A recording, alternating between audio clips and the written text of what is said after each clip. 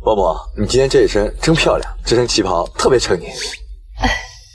这个呀，还是我结婚的时候思曼爸送的。今天你和思曼的婚事就定下来了，穿着它，就相当于他爸在场，做个见证吧。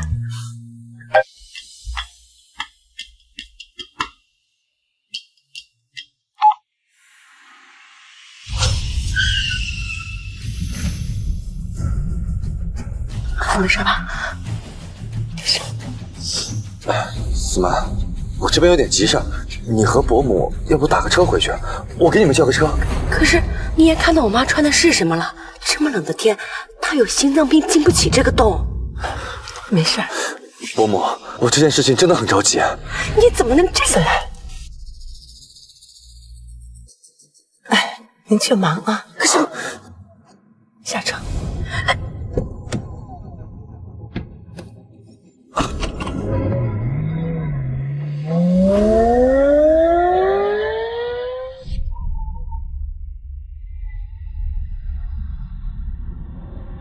妈，你冷不冷？妈不冷，妈不冷。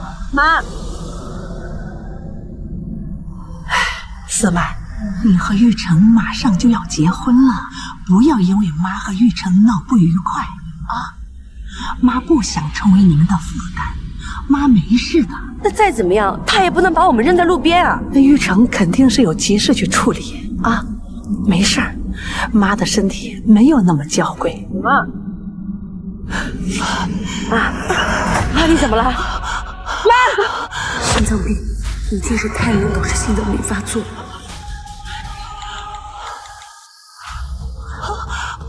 快接电话呀！车上有急救器，如果你现在回来的话，妈应该还有的救。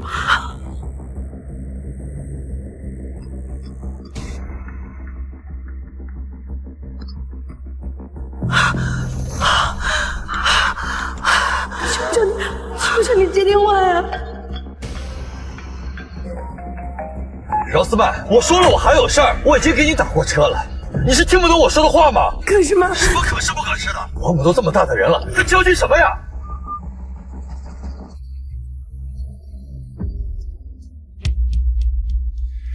妈，对不起。思曼，原谅妈，不能陪你了，以后一定要好好的，好。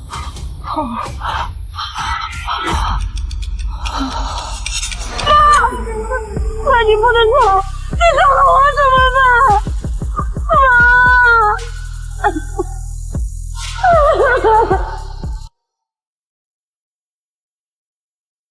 妈，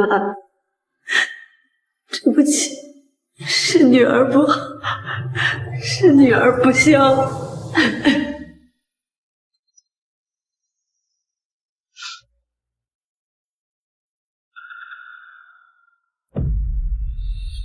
玉成，对你来说我究竟算什么？在冰天雪地里抛下我和我妈，去跟你的青梅竹马过情人节。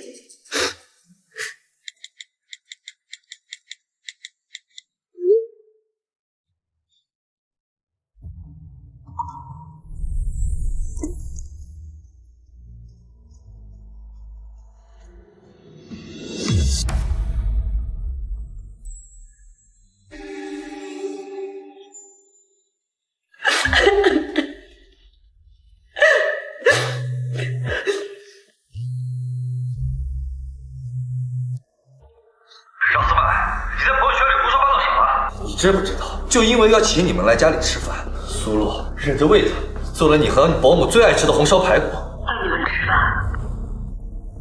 我们就不去了。我爸妈邀请你们来家里吃饭，是为了商讨我们的婚事。你能不能不小家子气？因为这点事儿跟我闹？笑？你笑什么？有什么可笑的？陆一成，我们分手吧。你就因为这点小事要跟我分手？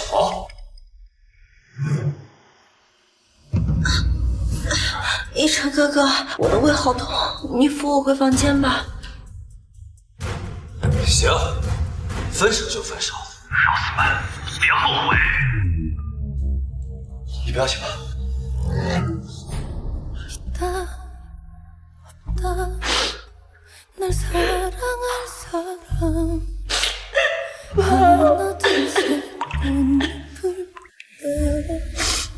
妈，对不起。要是如果我再坚持一下的话，或许你就不会。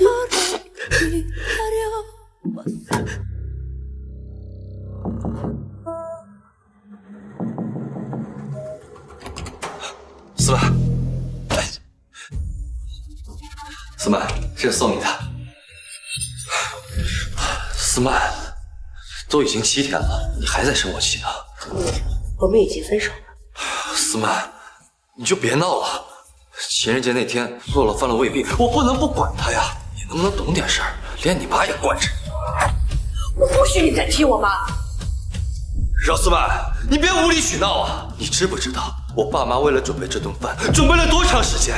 要不是洛洛极力解释，你觉得我妈还会让我娶你吗？好，还有这个。7天之后是我们的订婚宴，这也是洛洛极力争取来的。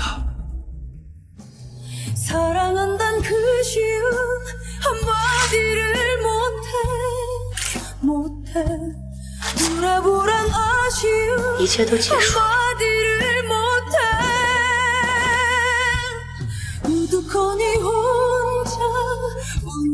饶思曼，你发什么疯啊？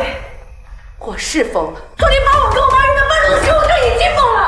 饶思曼，你能不能别耍小孩子脾气啊？我不就是把你放在路边的而已吗？你妈也不介意。再说了，你妈是理解我的，是她自己愿意下车的。是我妈是理解你，所以当她知道你要来我们家吃饭的时候，她一大早5点钟就去菜市场买最新鲜的食材。你说你爱车，说车就是男人的脸面，但你又总嫌洗车行给你洗得不够干净，于是她每天把你的车擦得干干净净的。还有3年前，你们公司进入金融危机，她二话不说把她的养老金全部拿出来，就为了缓解你们公司的困难。上次你发烧，她没日没夜的照顾你，差点引发心脏昏厥。我们恋爱8年了，8年了，她在你身上倾注的不比我少。他把你当亲儿子看，所以当他接到思曼，你看妈妈穿上好不好看？好看，好看。所以当他接到你们家邀请他吃饭的时候，他为了给你爸你妈留个好印象，他拿出了我爸当年送给他的旗袍。可是你知道，结婚之后，他再也没舍得穿过那件衣服。可是你呢？你是怎么对他的？妈，你怎么了？妈，你因为撕落了一通电话，不顾一切的把他扔在路边，这才导致他的心脏。喂，什么？洛洛喝醉了，躺在路边。好，我这就过去。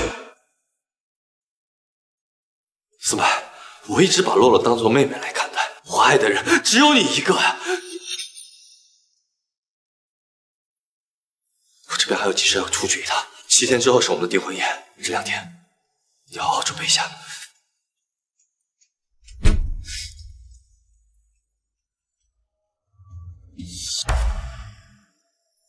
陆亦成，我们没有订婚宴，也没有以后。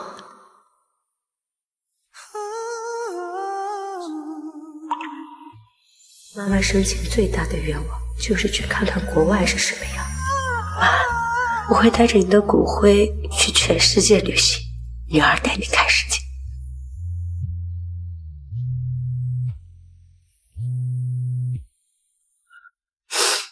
喂，饶总，1周后是公司的新品发布会，需要您上台讲解一下您带领团队研发出的新产品。好。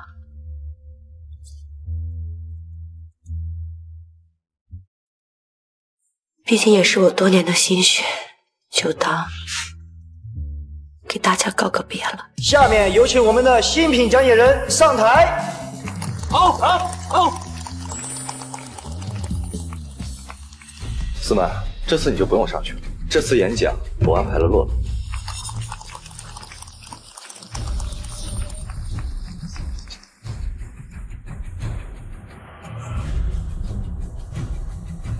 苏洛，他有什么资格上去？各位来宾，我代表陆氏集团欢迎大家的到来。下面呢，由我来为大家介绍我们的新品项目。陆总，明明姚总才是负责人，为什么让你的助理上去？是啊，饶总在这新品上付出了无数心血，没有人比他更有资格上台。司曼现在是业内巨擘，不在乎那些华而不实的名声。但洛洛不一样，他是新人，比司曼更需要这样的经历。没事。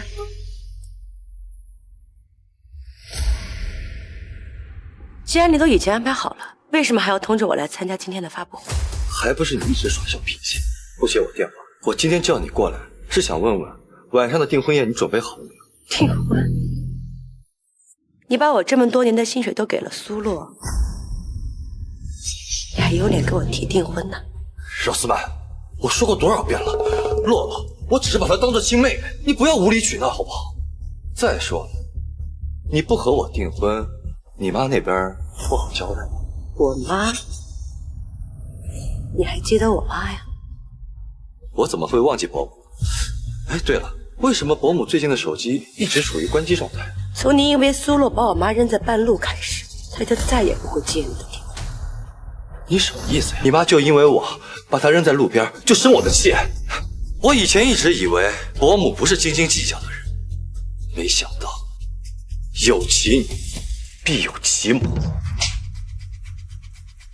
少斯曼，你疯了吗？月神哥哥，你的脸怎么了？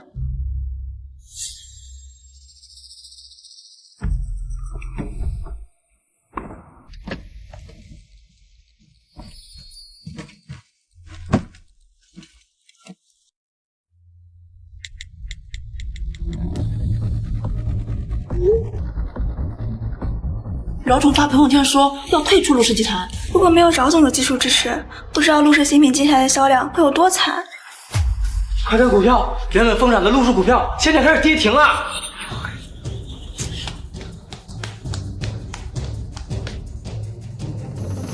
饶斯曼，你发那个朋友圈到底什么意思啊？你又要闹什么？我又闹什么了我？饶总不好了，苏洛要自杀。什么？别过来！千万别过来！别过来！松开！露露，你快把刀给我，你别做傻事儿啊！我对不起陆总，对不起公司，我真的。饶斯曼，你赶紧把朋友圈给我删掉，然后发声明说这是一次误发。对不起，饶总，是我抢了你的成果，但我不知道该怎么弥补你了，我只能以死谢罪。别！饶斯曼，你今天要是不原谅洛洛，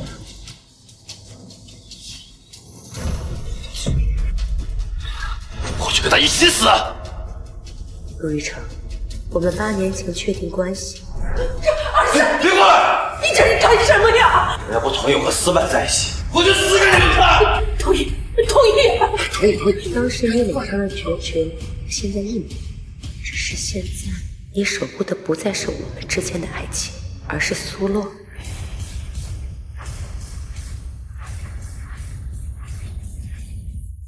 删了，满意了吧？露露，他已经把朋友圈删掉了，快把刀放下吧。露露，你怎么能这么傻呢？你要受了伤，你知道我有多伤心吗？对不起啊，玉成哥哥，但是我真的没有办法。这不是你的错，这怎么能怪你呢？就怪饶斯曼太小气了。我就因为把他妈放在半路上，他竟然连公司的损失都不顾。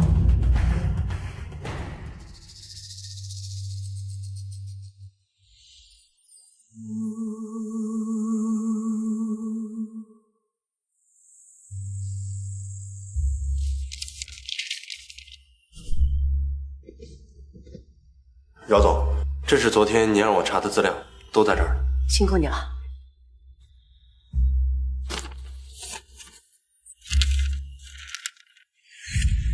我就知道苏洛演这场戏肯定有他。小刘，帮我个忙，我走之后把这个资料还有盒子一起交给陆玉成。好，我知道了，那我先过去了。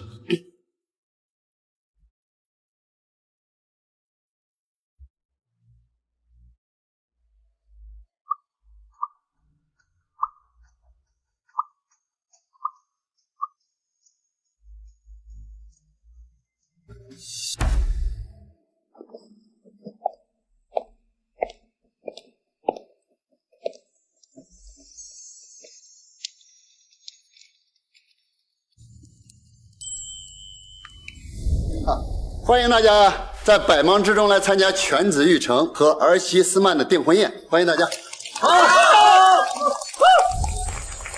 一个订婚宴而已，就包下了云城唯一一所7星级酒店，陆总大气。那也是他们陆家唯一的儿媳妇研发的新品，现在陆氏的股票还在暴涨啊！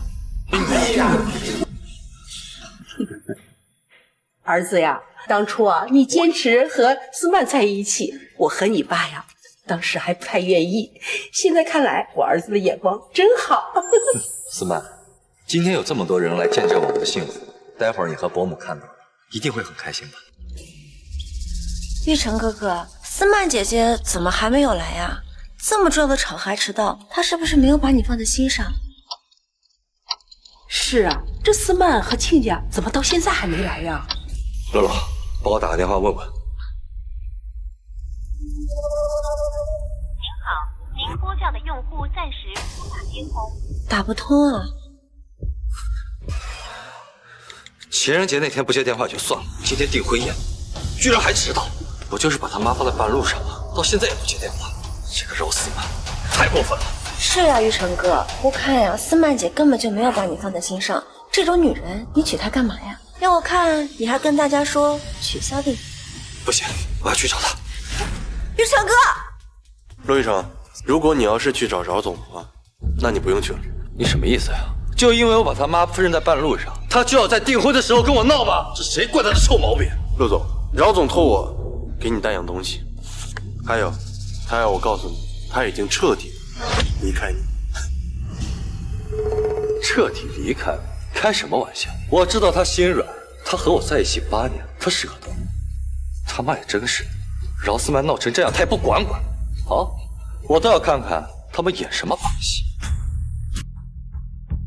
饶思曼没来，却让人送来了2样东西，这东西一定有问题。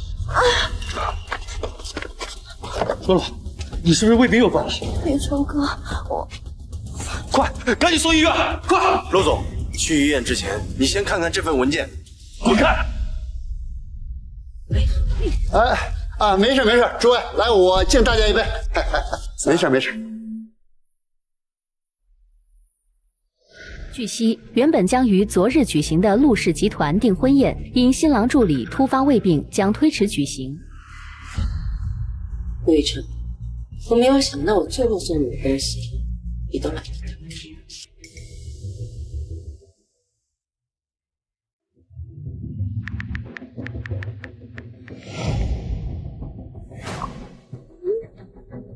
苏洛，你私自挪用公款购买陆氏集团股票。上一次你让陆玉成逼我删除朋友圈，这一次不知道你打算怎么办？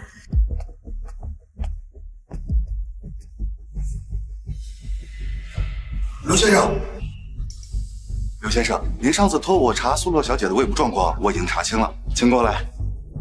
走。乐乐，乐乐，你醒了。玉成哥，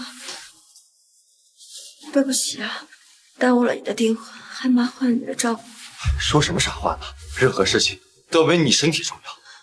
你还是回去吧，要是司曼姐发现你不在，她会责怪我的。她最近也不知道吃错什么药，今天我就留下来照顾你，不惯着她臭毛病。真的？可这样不太好吧？没什么不好的，我和她在一起8年。他不可能轻易放下，晾他几天也好，他会乖乖过来找我的。谢谢你啊，医生哥。思曼呢？思曼在哪儿？爸，你怎么来了？我问你，你不是说思曼离开公司是在领导学习吗？对啊，这件事情我已经解决了，我亲眼看着他把朋友圈删掉了。哼，你自己上网好好看看吧。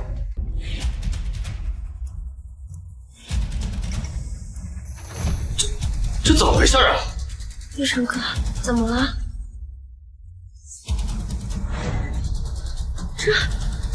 司曼姐为什么要这样？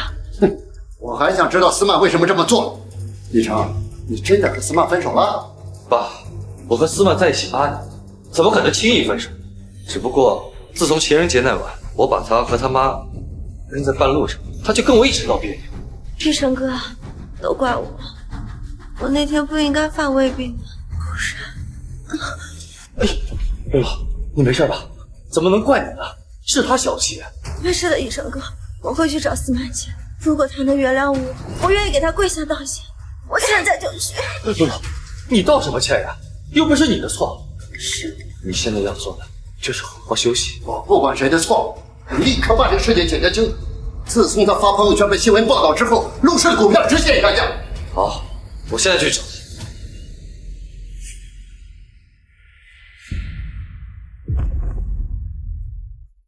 陆氏股票大跌，我挪用的那些公款补不上，我不会要坐牢吧？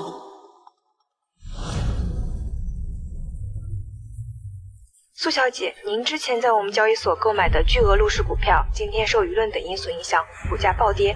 这边致电想要询问您是否立刻抛售，以减少损失。我不卖。饶思曼，你和陆亦辰8年的感情，我不相信你会这么轻易的放弃。不就是想让我离开吗？行，老娘我成全。哇，好危险！快看，他快掉下来了！快看，那个人是要跳楼吗？好危险！不会要跳楼吧？什么情况这是？哇，好危险！快看，他快掉下来了！洛洛，走，我们进去看看，走。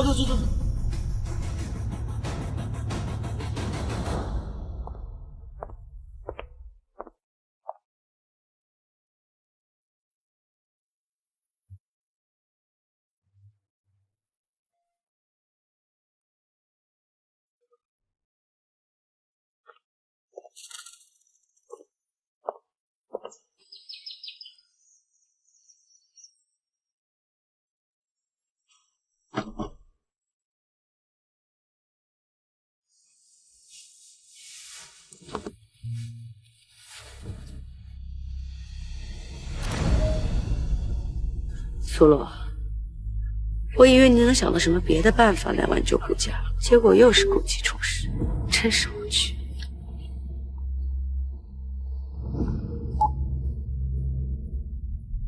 喂，饶总，已经和医生确认过，苏洛的胃病一直都是他装的。苏洛的体检报告果然是假的，帮我个忙，把这份体检报告送到陆亦辰那。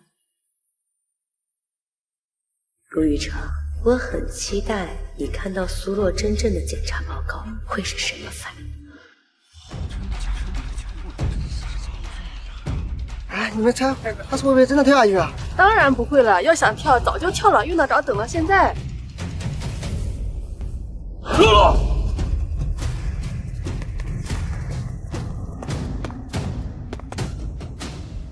洛洛，你快下来！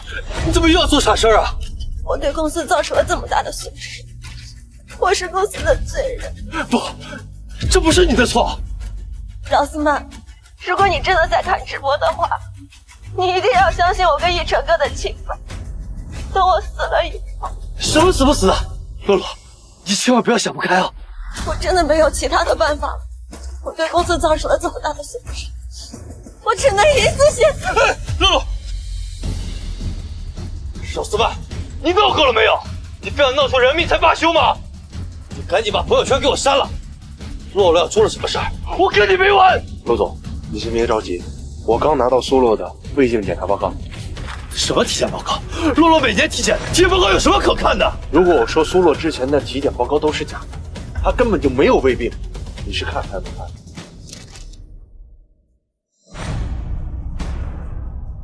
苏洛，这是怎么回事？假的，这个报告是假的。陆总，医院的所有检查报告都会有存档，如果你怀疑它的真伪，那你可以自己去查。原来之前所有的胃疼都是你装出来的是吧？不是的，奕晨哥，现在有很多的胃病，医院的器械根本就查不出来。奕晨哥，原本你是我活下去的唯一支撑，如果现在连你也不相信我的话，那我只能去死了。陆总，就算苏洛要跳楼，那也不是因为你。什么意思啊？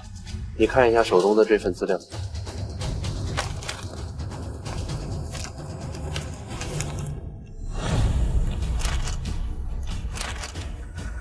假的，这个报告是假的。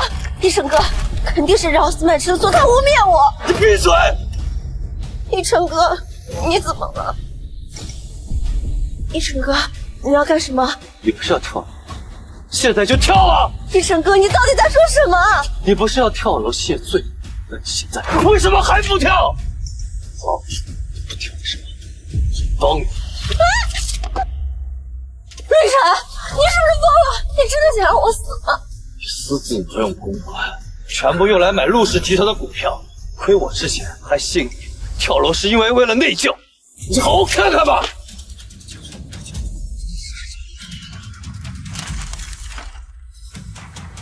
不可能，你做的这么隐蔽，不可能，假的，假的，这些都是假的，假的，这些都是假的。别动！你们放开我！放开我！我不想做了。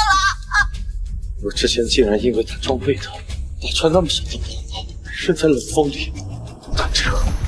林晨哥，我错了，我真的错了，我不想做了。没那么严重，我们只是带你回溯一下笔录，最多批评教育一下。啊，真的？那我跟你们回去。如果单是跳楼的话，当然不用做，但是他挪用巨额公款，我看你不去登个10年8年的缝纫机，你别想出来。什么？他还涉嫌挪用公款？没有，没错，就是他。他之所以演这出好戏，就是为了掩盖这个事实。刚才还把证据给撕了。不过你不用担心，我会再打印好，送到警局，积极配合调查。你放屁！你在撒谎！我根本就没有挪用公款，他在撒谎！你们快把他抓起来啊！老实点儿。好了，别拍了，都散了吧。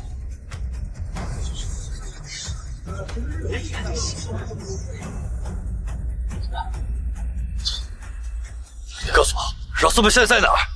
现在你想起来饶总，刚才你为了苏洛用自杀威胁饶总删朋友圈的时候，你去干嘛了？我知道错了，我真的知道错了。你告诉我，他们在哪儿？我亲自和他和伯母亲自道歉。你已经伤透了饶总，他已经决定要彻底的离开你。不可能，不可能！我和思曼8年感情，他不可能说放下就放得下的。就算他舍得，伯母也不可能是愿意的。你告诉我，他现在在哪儿？你告诉我！饶总走之前并没有告诉我他要去哪，他不是给你一个小盒子吗？那个里边或许有答案。赶快这边收拾一下啊，把那边摆好，对，摆好，还有你们那边。啊，对对对。盒子呢？我放在这里的盒子呢？盒子？之前放在这的盒子呢？盒子？对，我就放在这上面了。想起来了，里边有张纸条，但是我不识字，我把它当垃圾扔了。扔了？你扔哪了？那个垃圾桶里。让开！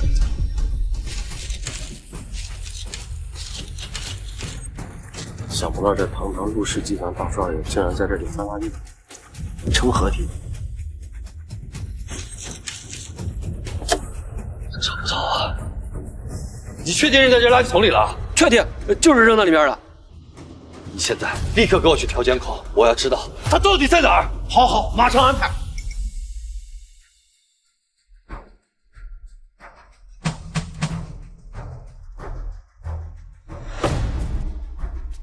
陆总，查到了，在哪儿？被当时参加订婚宴的一位客人拿走了，我现在已经安排人去追了。好，赶紧，立刻给我找到他。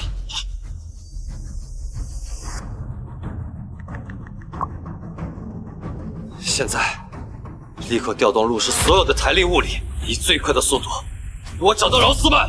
陆总，陆氏股价暴跌，如果现在调动那么多人力，恐怕不惜一切代价，就算陆氏集团破产了，也要给我找到饶思曼。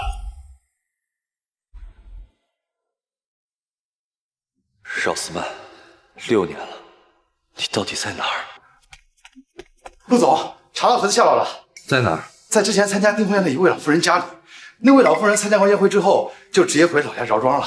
所以说，咱们等了6年才找到。饶庄？饶思曼老家？是啊，没想到会这么巧。走，我们现在就过去。爸，我已经带妈完成了6年的环球旅行，并且在过程中认识了瑞泽。再过2天就是我们的婚礼了，希望能得到你跟妈的祝福。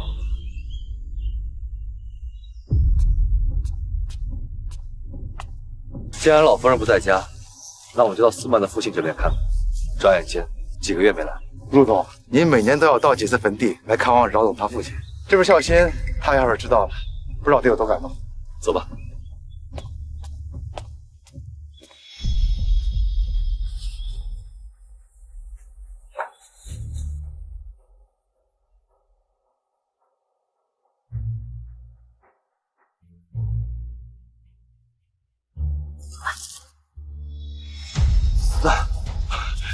司曼，真的是你啊！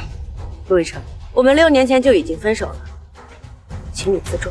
司曼，我当初用自杀来逼你删朋友圈是我不对，苏洛已经进去了，我也知道错了。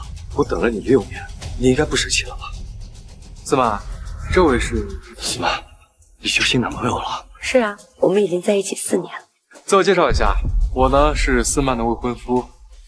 司曼经常跟我提起你。司曼，我们8年的感情，你说放下就放下了？是啊，我早就放下了。现在我的眼里只有你。饶司曼，你知道吗？陆总等了你整整6年。陆总每天工作繁忙，但是每年都会抽空来这里几次。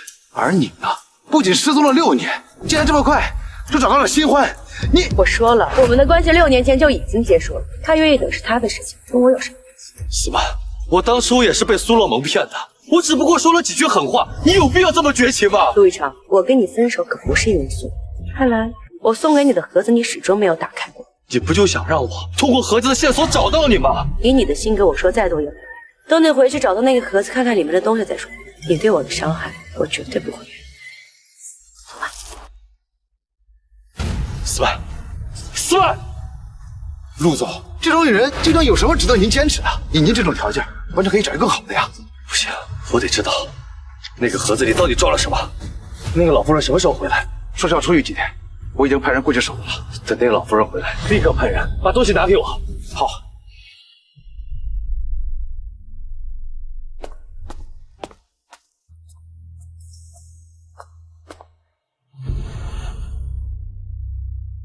昨天见到陆先生，我能看出来你依然爱着司曼，想必今天约我出来，也是因为他吧？我查过了，齐先生家境一般，司曼现在没有工作，你们出国旅行6年，基本上花光了所有积蓄。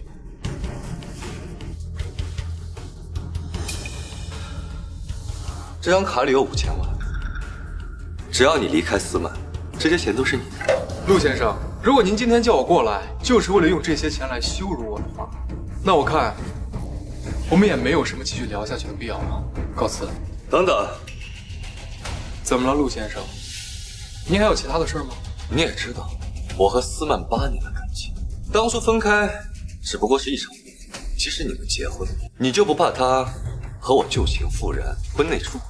婚内出轨，陆先生，在我们2个订婚之前，司曼已经跟我说了你们2个的事儿。即使司曼他真的会婚内出轨，那出轨对象也绝对不会是你，陆先生。你什么意思呀？您对司曼的伤害已经到了无法挽回的地步。苏洛他已经进去了，我当初是因为苏洛伤了司曼的心，但远没到无法挽回。看来陆先生您很是自信。那您尽可以试试。告辞。等等，你干什么？你想陷害我是吧？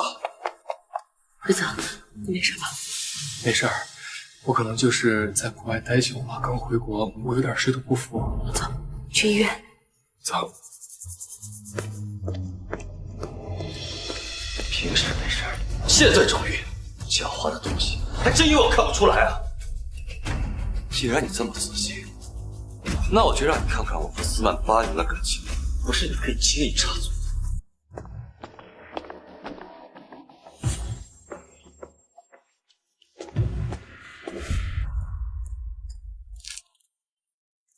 吃个橘子吧。司曼，等我彻底好之后，咱们2个去全国旅游怎么样呢？好啊，等你好了，咱们就去。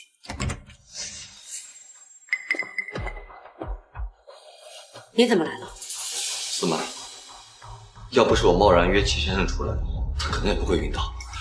啊，这是我炖的排骨和熬的粥。陆亦辰从小到大过着少爷生活，从来没有下过厨房。现在是早上6点，这排骨还有粥，再加上他没有做饭经验，也就是说，他昨晚上基本没睡觉。你究竟想做什么？只是为点心意啊！我说了，我们已经分手6年了，再过2天就是我跟瑞泽的婚礼了。你有你自己的工作和生活，我请你不要再来打扰我了。好。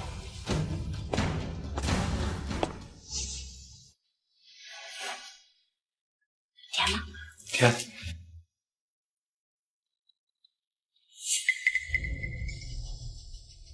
这是你逼我的。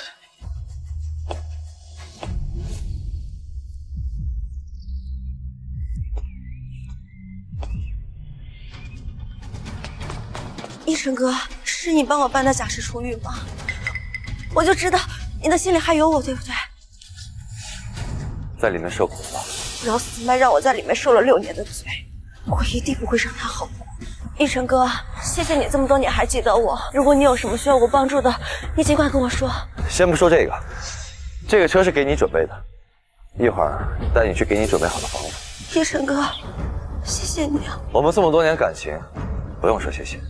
啊，对了，这个手机也是给你准备的。一晨哥，你对我真好。我一想到我几年前做的事情，我就感觉特别的愧疚。我真的没事儿，6年了，都已经过去了。不过我帮了你这么多，是需要你帮我做一件事的。一晨哥，你说，只要是我能做的，我一定尽力去做到。饶思曼有了新男朋友，后天就要结婚了。我等了她6年，却等来这个结果，我不甘心。我前几天约她的男朋友出来见面，她居然在我面前装难受演戏，这肯定是饶思曼和她的那个该死的男朋友商量好的，然后拍到网上抹黑我，让陆氏集团破产。什么？饶思曼还真是好算计啊！6年前就是他算计我入狱。饶思曼，我是让你不得好死！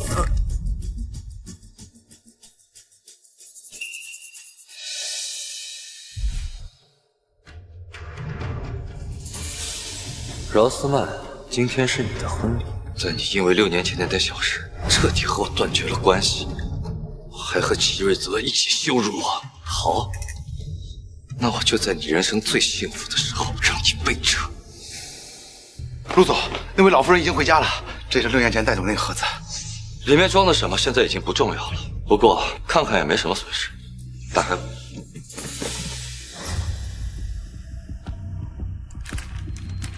死亡证明。2月14号，死于心脏骤停。哎，陆总，怎么会这样？怎么会这样？2月14日，就是情人节那天啊！可是你也看到我妈穿的是什么了？这么冷的天，她有心脏病，进不起这个洞。是我的错，都是我的错。伯母有心脏病，我不该在零下10几度的天气把她丢在冰天雪地里。可是妈，什么可是不可是的？伯母都这么大的人了，她焦急什么呀？饶思曼给我打过电话，我还以为伯母对我心存不满，我还说她矫情。都是我的错，都是我的错。哎，陆总，您别这样，他妈本来就有心脏病，这一切都是个意外，跟您没有关系的。不是这样的，我车里有急救设备，如果我当时把车开回去，伯母可能就不会死啊。我还把思曼的电话给挂了，他当时得有多绝望呀！是我害死伯母，伯母死后，我竟然还责怪他，吃饭失约，我简直不是人。喂，什么？好，我知道了。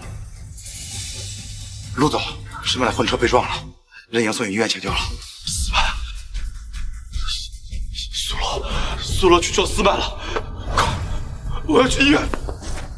哎，陆总，您这个状态不能自己开车去啊，还是我送您去吧。快！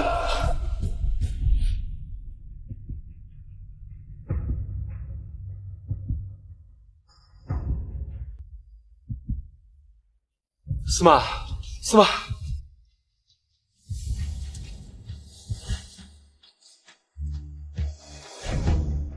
思曼，你终于醒了呀！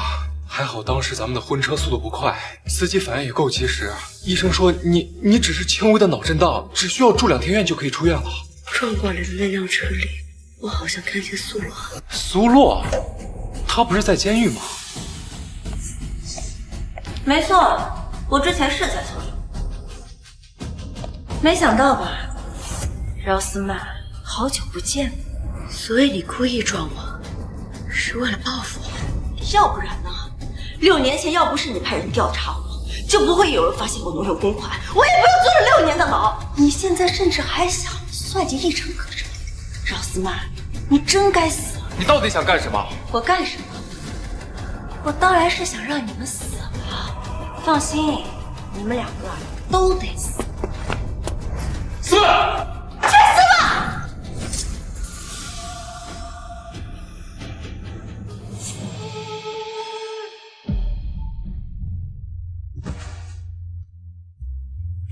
一成哥，你这是干什么？一成哥。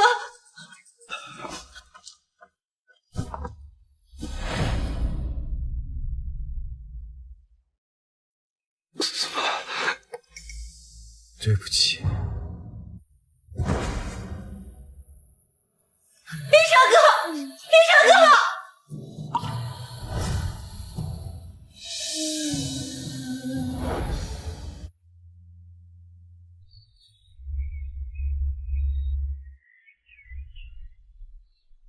陆亦辰，苏洛因为故意伤人被判处死刑，明天就是他被执行的日子。思曼，如果我没有出现在你的身边，陆亦辰也没有死的话，你还会选择他吗？不会。为什么？因为自从我妈死的那晚开始，我就知道我给陆亦辰的爱是错的。